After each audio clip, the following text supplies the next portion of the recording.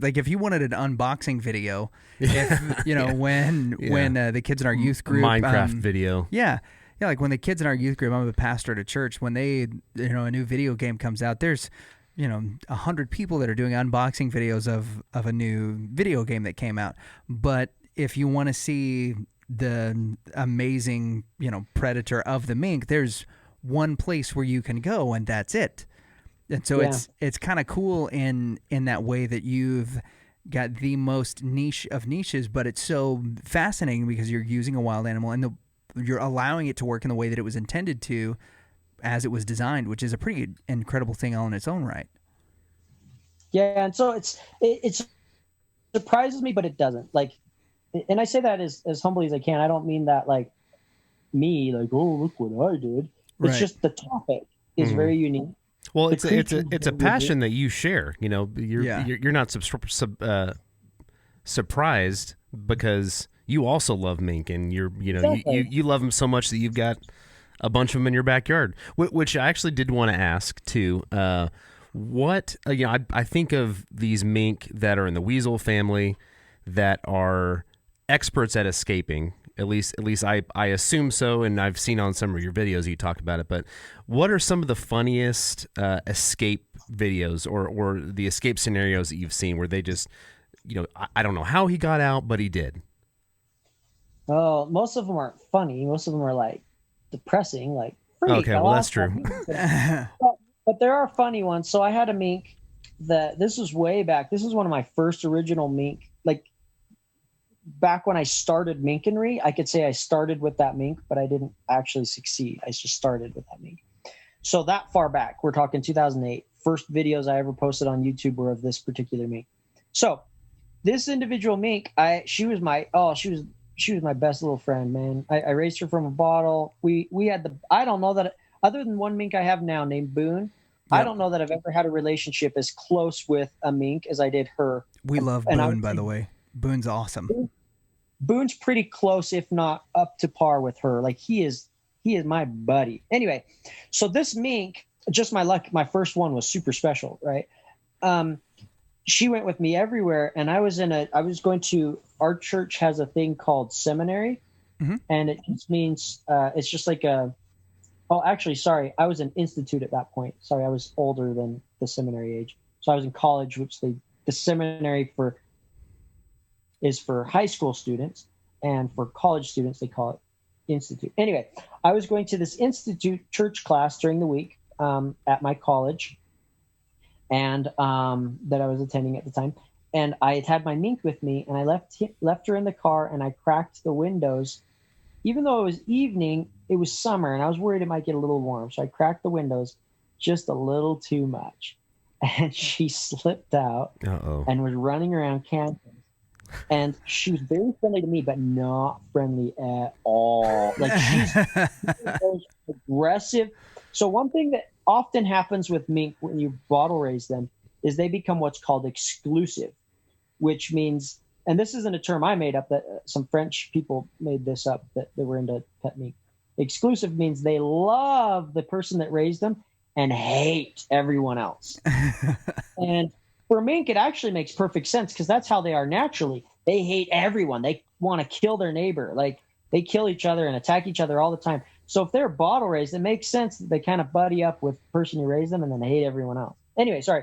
So this mink was extremely exclusive. I have never seen an individual as exclusive as she was. She would go out of her way to bite your, like she's just mean, but she loved me, super affectionate towards me. So she got out, got in some kid's backpack. The kid, like, what the heck, and got bit, Oh, so man. Animal control comes and wrangles her and takes her back. But they don't have proper facilities for a mink. And so she breaks out of every little cave. And when she gets out, that's what I'm talking about. Yeah. She's not getting out and like playing with their pens and getting in the paper. No. She's coming after them. And they were terrified of her. So it happened at night, so I couldn't call animal control until the next morning. So I actually went on a hike.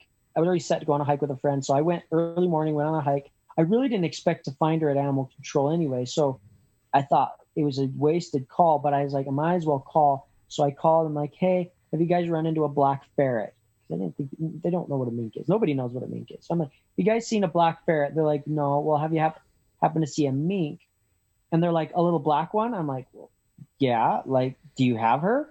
And they're like, yeah, we have her. I'm like, no way. Like, it didn't even dawn on me that someone would have been able to catch her, let alone that she would end up in animal control. So I'm like, oh, sweet. Okay, I'm coming over right now. And they're like, okay. And I just hang up the phone and just rush over there. And I get there and they're like, oh, we're so glad you're come to get her. And we're so glad you're going to come to get her. And oh man, she's giving us such hell, and she's gotten out and she's attacked people, and we hate her at the same time. We think she's so cute. We're scared to death of her. So they bring her out in this cage. I kid you not. There's like every inch of this cage is padlocked.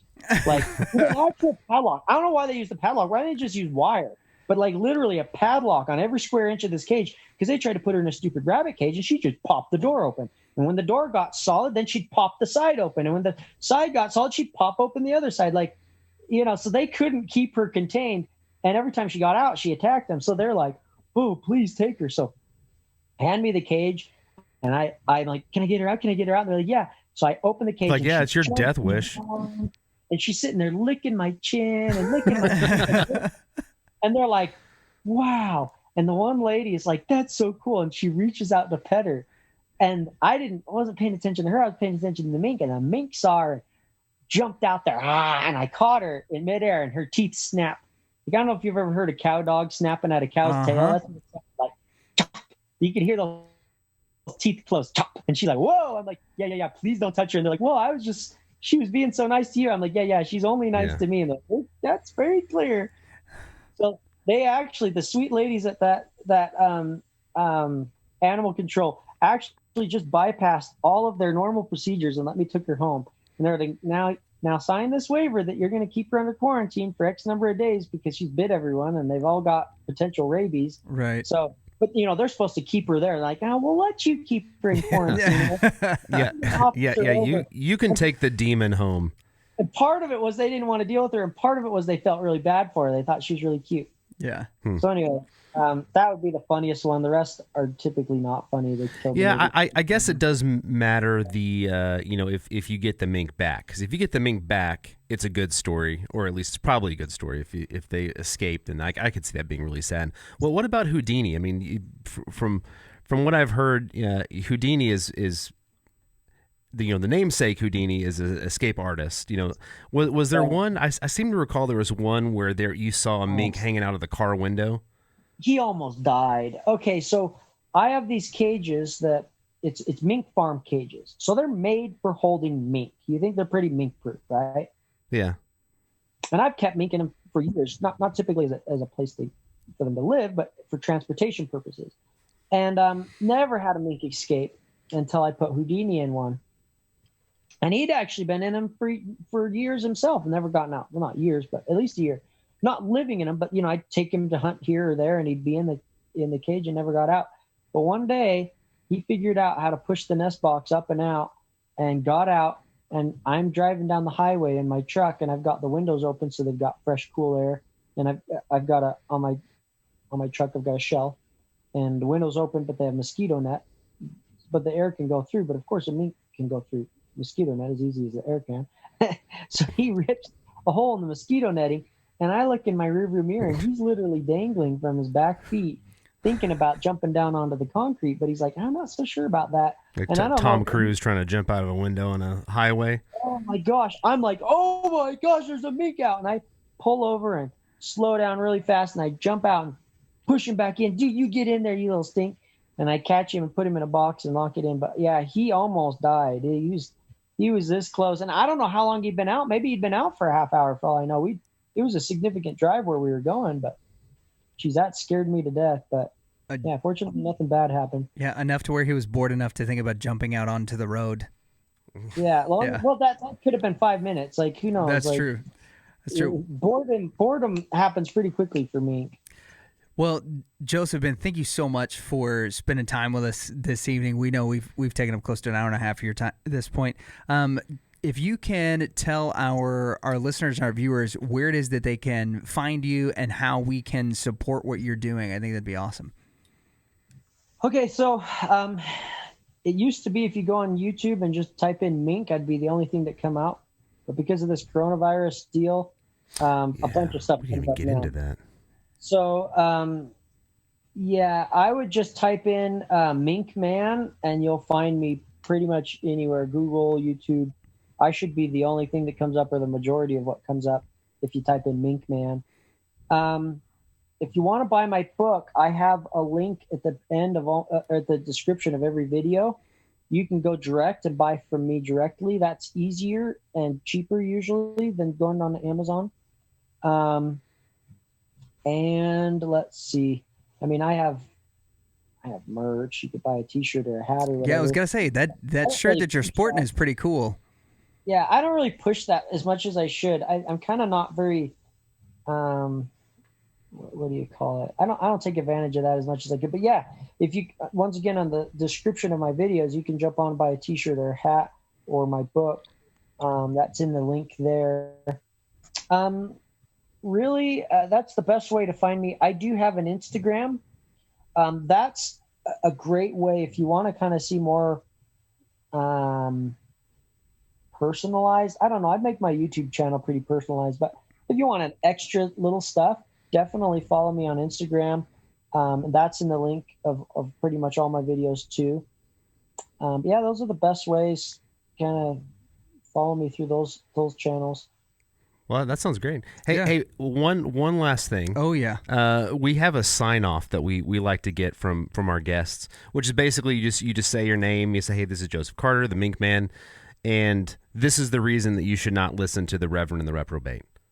It's like a funny sign off thing that we do. So if you wouldn't mind giving us that sign off. My name's Joseph Carter. I'm the Mink Man, and don't ever listen to Rev and Reprobate. Dude, we